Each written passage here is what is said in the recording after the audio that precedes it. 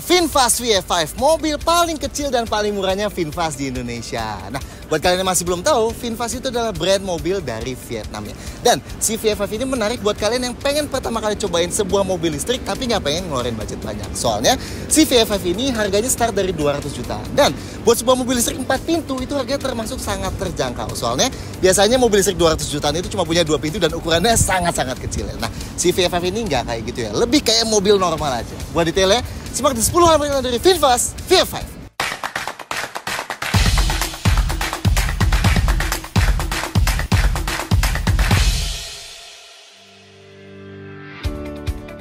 Satu, varian dan harga. Kita sebelumnya udah sempat bikin first impression review dari VF5, tapi waktu itu mobilnya belum meluncur resmi ya, masih banyak banget yang belum jelas. So, di video ini kita sedikit lebih detailin karena sekarang udah resmi. VinFast VF5 tersedia dalam satu varian, tapi dengan dua pilihan pembelian ya. VF5 dengan baterai dan VF5 dengan program langganan baterai atau Battery Subscription Service. Tapi bahkan kelihatan kan, opsi yang lebih mahal aja, harganya masih bikin dia jadi mobil listrik 5 pintu termurah di Indonesia. Nice ya ini. Anyway, kayak VF e34 juga, yang VF5 dengan baterai artinya ya sesuai namanya. Baterai besarnya full jadi milik kalian dari awal, kayak setiap mobil listrik lainnya yang dijual di sini. Sedangkan VF5 yang dengan program langganan baterai artinya yang jadi milik kita hanya mobilnya aja, baterainya enggak. Makanya harga mobilnya jadi jauh banget lebih murah ya, selisihnya hampir 70 juta. Nah, nanti baterainya harus bayar biaya sewa bulanan ya. Yang biaya langganannya ada 3 pilihan ini sesuai jumlah kilometer jarak tempuh per bulannya yang bakal kalian pakai. Keuntungan model sewa baterai ini jelas kalau baterainya suatu hari rusak, kita nggak perlu keluarin biaya buat ganti ya, karena itu bakal VinFast yang gantiin. Meskipun di sisi lain, ada yang nganggap biaya langganan sewa baterainya terkesan nambah cicilan bulanan ya jadinya. Jadi ya kalian sesuaiin sendiri aja deh, lebih cocok ambil yang skema sewa baterai gini atau ambil yang nggak langganan baterai. Dua-duanya bisa, terserah kalian. 2. Pilihan warna. VF5 ada 8 pilihan warna ya, putih Infinity Blanc, abu-abu Neptune Grey, hijau keabuan Urban Mint, merah Crimson Red, ungu dengan atap putih Iris Berry with Infinity Blanc Roof, biru muda dengan atap putih Aquatic Azure with Infinity Blanc Roof, kuning dengan atap hitam Summer Yellow with Black Roof, dan biru tua Electric Blue ini. 3. Motor dan baterai. Kayak yang kita bilang di awal, VF5 ini jadi salah satu mobil listrik termurah ya di Indonesia. Malah bahkan dia jadi mobil listrik proper alias yang punya 5 pintu yang emang paling murah di sini. So, spek motor dan baterainya mungkin bukan yang paling canggih, tapi minimal cukup proper lah buat orang-orang yang mau punya mobil listrik buat pertama kalinya. Tentunya nggak ada mesin bensin di bawah kapnya ini. Adanya motor listrik ya, yang gerakin kedua roda depannya. Tenaga motornya 70 kW atau 94 HP. Lebih tinggi dibanding REV dan Series E1 atau bahkan dibanding Citroen ec3 gitu. Ini setara sama Neta V2 ya. Dan torsinya 135 Nm. Masih cukup oke lah buat mobil sepanjang 4 meter gini.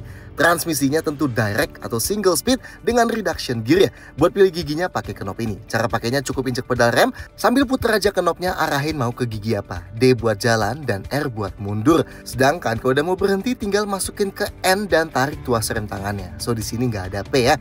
Ada mode berkendara ya yang bisa kita pilih dari head unit sini, Eco dan Sport. VinFast ngeklaim 0-100 km per jamnya bisa dicapai di bawah 14 detik. Well, kita sempat ngetes dan dapat di bawah 12 detik ya, tepatnya 11,8 detik. Not bad lah. Sedangkan kecepatan maksimalnya dibatasi di 130 km per jam ya. Not bad lah, masih di atas kompetitor-kompetitornya. Anyway, kita nggak sempat ngetes jalan lengkap si VF5 ini karena singkatnya waktu yang dikasih ke kita. Mungkin next time bisa ya, kalau kita pegang lebih lama, kita bisa share lebih detail soal rasanya. Baterainya seperti biasa ada di bawah mobilnya. Jenisnya LFP atau Lithium Iron Phosphate dan kapasitasnya 29,6 kWh. Kecil emang, tapi masih lebih besar dibanding Citroen ec3 dan jelas masih di atas REV dan Series E1 ya, tapi masih di bawah Neta V2. VinFast ngeklaim jarak tempuhnya VF5 ini sekali charge full bisa tembus 260 km. Meskipun gak kedengeran banyak, tapi klaim ini pakai metode NEDC ya. So, beda dari kompetitor-kompetitornya yang ngeklaim pakai metode CLTC atau MIDC. lagi. Ada regenerative braking, alias kalau kita lepas pedal gasnya, pas lagi jalan, nanti motornya bakal berkebalikan fungsi jadi generator dan nyimpen tenaga yang biasanya kebuang. Level regennya juga bisa diatur dari head unit ya, dari 2 level ini. Dan ada grip mode ini ya, ini kalau diaktifin bakal bantu mobilnya jalan merangkak perlahan pas kita lepas pedal rem dan pedal gasnya. Ya kayak di mobil-mobil Matic itulah ya. Chargingnya di sebelah kanan depan sini. AC chargingnya pakai port Type 2, tipe yang paling banyak tersedia di sini ya. Gak ada keterangan yang pakai baterai LFP ini bisa nerima daya sampai berapa kilowatt. Sedangkan fast charging atau DC chargingnya pakai port CCS2. Sama, ini juga nggak ada keterangan bisa sampai berapa kW chargingnya. Tapi diklaim bisa ngisi baterainya dari 10 sampai 70% dalam 34 menit ya. 4. Eksterior compact.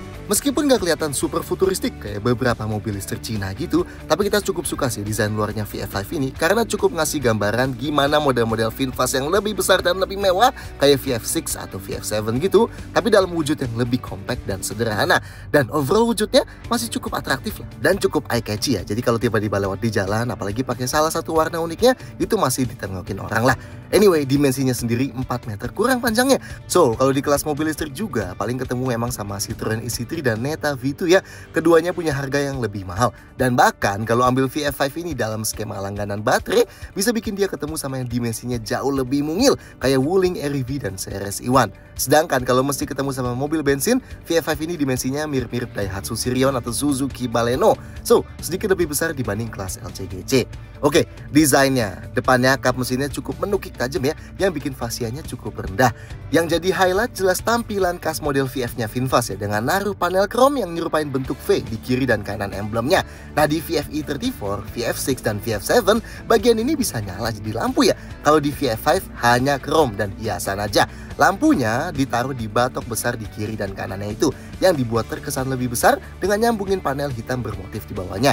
Sedangkan panel hitam doff di paling bawahnya itu dibuat sedikit menajam di ujung-ujungnya ya. Oh, dan wiper depannya pakai model frameless kayak gini.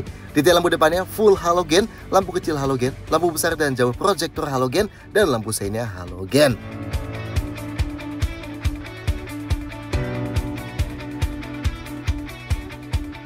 Nah, sampingnya, bagian yang dulu waktu pertama kali kita lihat VF5 ini di IIMS 2024 bikin kerasa basic banget ya. Sekarang entah kenapa jadi ada ciri khas charmingnya.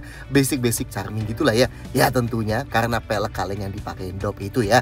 Ukuran velgnya sendiri 16 inci, so cukup besar, dan bannya 195/60 R16. Cuman emang kaleng dan pakai dop aja. Sebenarnya di Vietnam ada opsi buat pakai velg 17 inci kayak gini. Meski kita ragu ya, apakah kecharmingannya masih bisa dipertahankan kalau pakai velg yang kelihatan lebih mainstream gitu ya. Pilar A-nya dibuat hitam dan di pilar C-nya juga ada garis hitamnya ya. Ini buat bikin atapnya kelihatan kayak mengambang dan lebih oke kalau dibuat dual tone ya. Spionnya bertengger di pintu dengan lampu sein. Pilar B-nya dibuat hitam doff, handle pintunya sewarna bodi, dan di bawah pintu dikasih panel hitam doff yang lebih tinggi dibanding skid plastik aslinya. Nah, belakangnya juga unik nih. Sekilas lihat clean banget ya, karena di atas cuma ada garis panjang aja yang membentuk huruf V gini, sama kayak di depannya. Dan kayak di depan juga, ini reflektor aja bukan lampu beneran. Lampunya full di bawah sini ya, di bumper yang hitam. Sayangnya emang bikin jadi sangat rendah sih ya penempatan lampu overallnya, apalagi di mobil yang kecil gini. Di tengah bawah bumpernya juga ada motif-motif gitu ya, yang cukup unik. Sedangkan sayangnya VF5 nggak dilengkapi dengan wiper belakang ya, dan antenanya pakai model seri PU gini. Detail lampu belakangnya, lampu malamnya halogen, lampu remnya halogen dengan high mount stop lamp LED, lampu seinnya halogen, dan lampu mundurnya halogen yang di kanan bawah banget itu ya terpisah.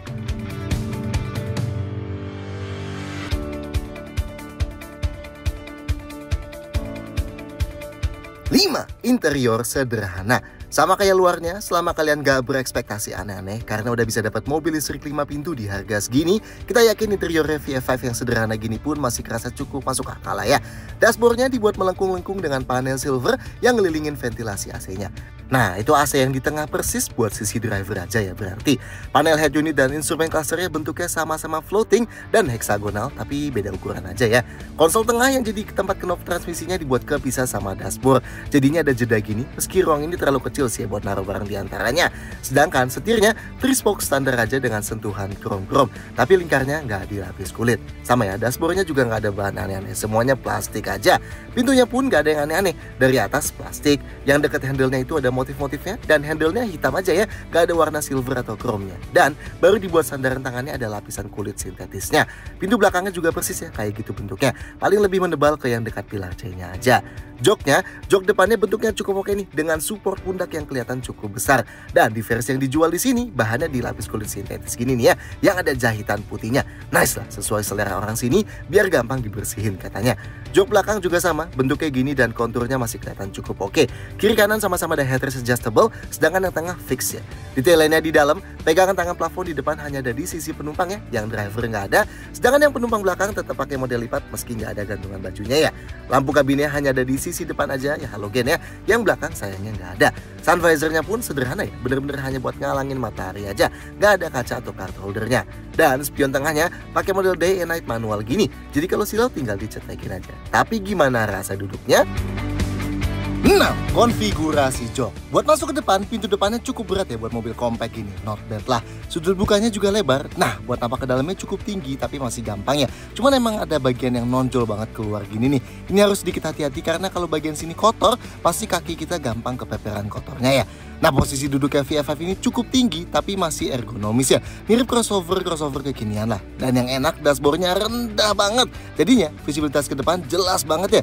Visibilitas ke samping juga cukup oke karena spionnya di pintu, jadi kita bisa lihat ke celahnya situ ya. Pengaturan joknya yang driver manual, slide terus recline-nya pakai knob gini, tapi ini cukup putar sekali ke belakang buat unlock dan itu free adjust dan ada pengaturan ketinggiannya. Sedangkan yang penumpang depan slide dan recline aja. Headrestnya adjustable, cukup tinggi nih naiknya ya. Kalau kepala kita sandaran sambil nyetir nggak sampai maju sih, tapi minimal nggak ngedanga lah ya, masih aman.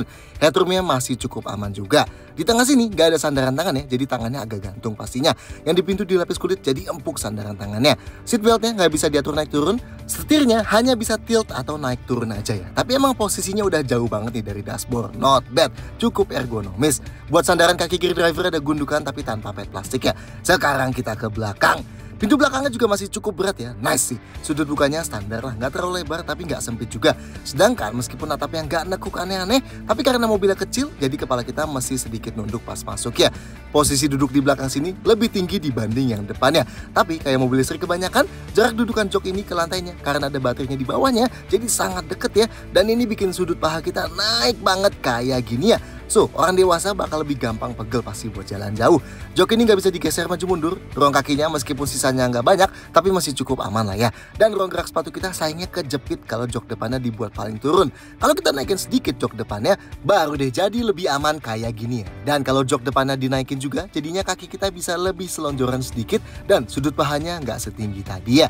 Headrest di belakang sini adjustable yang kiri dan kanan, yang tengah ada tapi modelnya fix ya. Ruang kepalanya masih aman emang atasnya, tapi bagian belakang kepala kita udah nyentuh plafonnya kayak gini. Sudut sandaran jok ini fix ya, termasuk cukup tegak lah ini. Buat sandaran tangan di pintunya dilapis kulit dan empuk ya, sedangkan di tengah sini nggak ada armrestnya.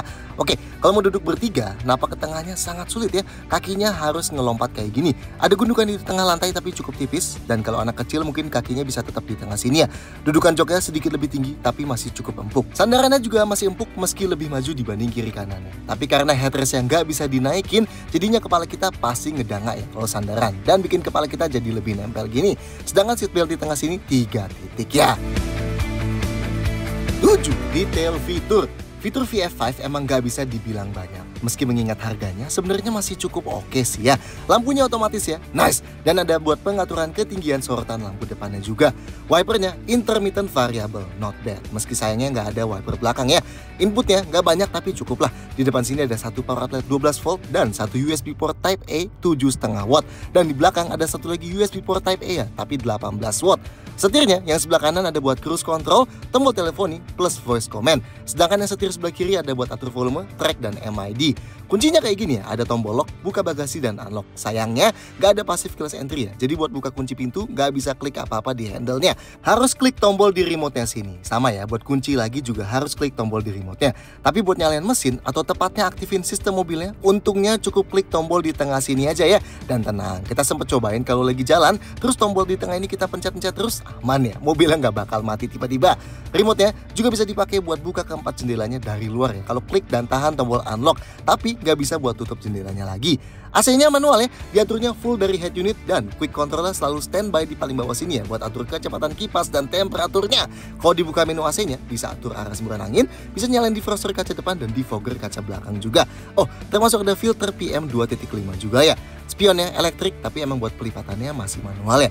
Jendelanya keempatnya auto down, nice ya. Tapi yang auto up emang hanya sisi driver aja. Kayak kebanyakan di harga segini, rem parkirnya masih manual ya, di tangan gini. Ya masih normal lah. Sedangkan speakernya ada 4, 2 di depan dan 2 di belakang. Instrumen clusternya LCD TFT 7 inci ya. Aturnya pakai tombol disetir sebelah kiri sini. Di tengahnya ada speedometer digitalnya, di kanan indikator gigi yang kayak huruf V, di bawah itu power meter, dan di paling bawah ada odometer dan sisa baterai plus jarak berkendara juga. Nah, menu yang bisa diganti ada di kiri atas ya. Ada current trip alias trip meter yang reset otomatis setiap nyalain mobil. Ada trip A dengan konsumsi energi dan kecepatan rata-rata juga. Trip B dengan info yang sama, vehicle info, menu media, dan menu teleponi. Nah, head unitnya nih, layar sentuh 8 inci. Kayak yang tadi kita bilang, di paling bawah ada menu AC standby, di kiri shortcut menu penting. Kalau kita swipe down dari atas, ada pilihan buat mati nyalain wifi, atur brightness, dan volume. Home screen-nya ada beberapa widget yang nampilin 3 info langsung ya. Media, mode berkendara yang bisa langsung ganti juga, dan sisa baterai dan range-nya. Dan ini bisa kita putar-putar ya.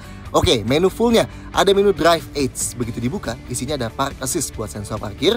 Menu EV, ini buat ngasih lihat detail baterai, dan ada charging target ya, yang bisa kita set buat otomatis berhenti nge-charge kalau udah sampai persentase baterai tertentu. Menu media, bisa putar-putar media dari Bluetooth, USB, dan radio. Di brosurnya sih ada juga Apple CarPlay dan Android Auto. Meski di unit yang kita coba belum ada ya. Bisa akses buku manualnya juga dari sini. Menu Bluetooth teleponi, settingsnya bisa ganti bahasa, ganti wallpaper, pengaturan suara. Nah, di convenience ini buat atur beberapa fitur mobilnya. Pertama kita bisa atur kalau mobilnya kita buka kuncinya, feedbacknya nyala lampu, nyala klakson, dua-duanya nyala atau nggak ada feedbacknya. Auto unlock door ini buat kunci pintunya otomatis kebuka waktu mobilnya kita matiin. Door auto lock buat kunci otomatis yang uniknya bisa kita atur nih, mobilnya mau kekunci pas kecepatannya nyentuh berapa.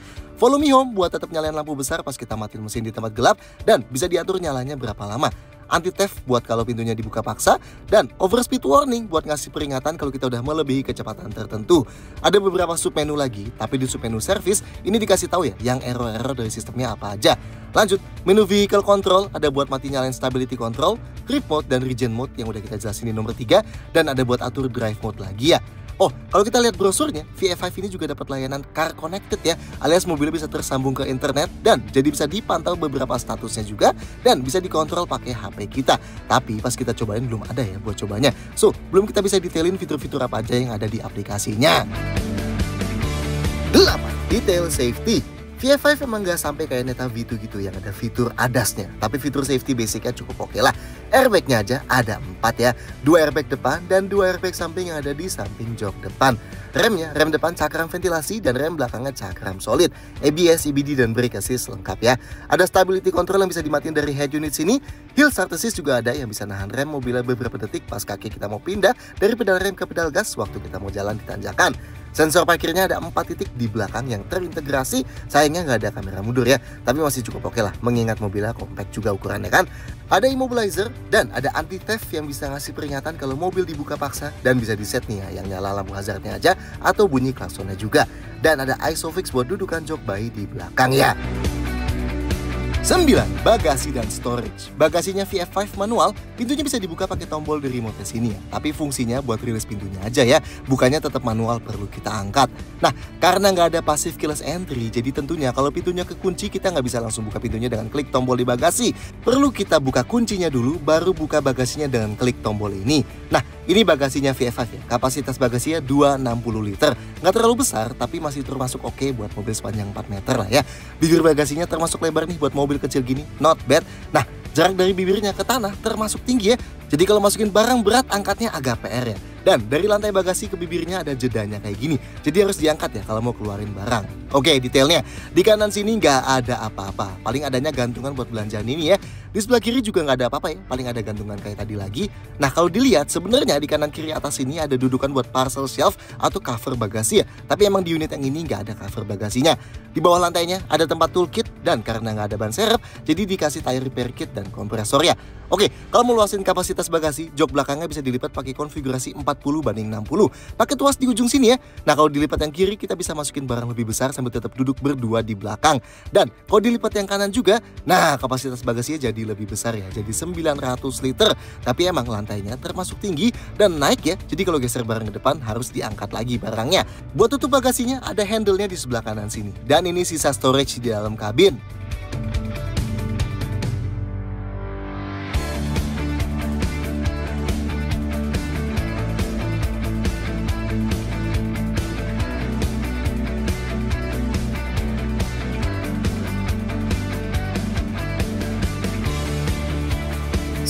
Detail-detail lain. Meskipun Vinfast sudah mulai bangun pabrik di sini buat perakitan lokal nantinya, tapi paling nggak sampai saat ini pas pabriknya belum jadi, si VF5 ini masih dirakit langsung dari Vietnam ya, dan diimpor tuh alias CBU ke sini. Garansinya, VF5 dapat garansi 7 tahun atau 160.000 km. Dan buat baterainya, dapat garansi 8 tahun tanpa batasan kilometer selama bukan buat tujuan komersial. Sedangkan yang VF5 dengan program langganan baterai, garansi baterainya seumur hidup ya, dan bakal diganti ketika kapasitas baterainya udah turun ke bawah 70%. Buat program biaya servis, jasa, dan spare parts, belum ada info dari Vinfast ya. Kalau udah ada nanti kita update ya di kolom komentar. Sekian review soal Vinfast VF5 ini, silahkan sampaikan komentar di bawah, klik like dan jangan lupa subscribe channel video lainnya. See you next time.